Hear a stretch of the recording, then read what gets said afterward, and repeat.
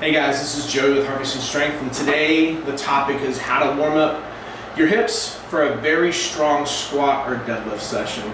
So when it comes to a heavy squat or a heavy deadlift, your hips are your main tool. In fact, every athlete for most movements is going to need good hips. You think about tackling in football, you think about the log press, the log clean and press in strongman, you think about a lot of things, jumping and rebounding in basketball. You have to have insane hips to make these things work, and that's very relevant, especially since I work with strong men and powerlifters.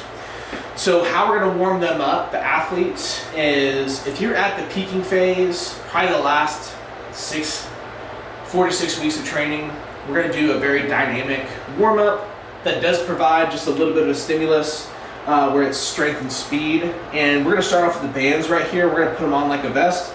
If you look closely, I tie both bands the same way. So I'm going to take these out real quick and show you, because you want to be consistent with what you do. I split the band in half, and then I'm going to tie it from the inside. So I'm going to take the inside loop through that outside, because if I mix this up with how I tie them, that might make your squatting a little tilted and whatnot. But to make this easy, I'll take a knee on both ends. I'm going to wear it like a bag. I did say vest. You could cross over your shoulder, but these bands are really tight, and I'm probably a little bigger than I should be. So I'm going to wear them over my shoulders, so it looks like I'm wearing like a backpack.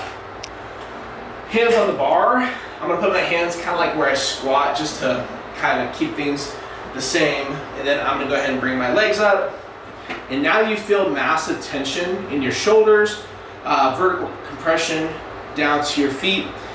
This is the stimulus where I'm going to provide some strength before I go into some speed, which together equates power. So I have a bar in front of me when I squat, because what I want to do, I want to get my heels underneath my body.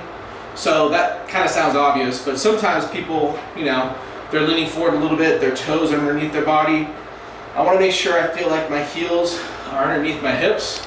I'm going to hold the bar, and instead of squatting down, I'm going to really prioritize going backwards a little bit. So what will happen right here is kind of like a half-field squat. I'm going to go backwards a little bit, feel the stretch, kind of pause, and then come up quick. I kind of got on my toes, and that's fine. Triple extension isn't the worst thing in the world, especially for strong men and traditional athletes, but I'm going to come backwards like I'm sitting down in a chair. I'm going to get to like right parallel, and then come up quick. Now, my advice is to do 1 to 4 reps. Especially the closer you get to a peak, you probably want to go down just to a single, just so it replicates powerlifting performance if you're a powerlifter, or if you're a strongman, maybe more reps depending on the event. But you're going to go straight from that band resisted half-field kind of squat, and then you're going to sit on a bench. I'm going to watch the ceiling to make sure I don't hit it. Now, if you're going to practice for a squat, you want to come out of this position, hands back, because you want to use momentum. You want to come back or come forward a little bit and get like right about here, so you're not too elevated, just so it kind of replicates your squat, and then jump to the ceiling. Now, if I was to practice my deadlift, my hip position in the deadlift's higher, so my deadlift's like right here, so my hips come off the bench probably 4 to 5 inches.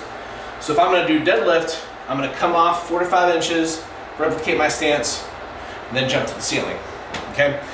So again, you're going to do these 2 movements back to back. You're going to superset them 3 to 6 rounds. You could go 10 rounds, but everybody's different, and your phasing might be different. But again, I start from here, I'll sit down, I'll get to my starting squat or deadlift position, jump to the sky, and then doing those supersets with about 30-second rest in between, right before your massive squat or massive deadlift, will make you dangerous, dynamic, and more explosive for better performance. Okay? If you have more questions, check us out, harvestingstrength.com, and link up with us.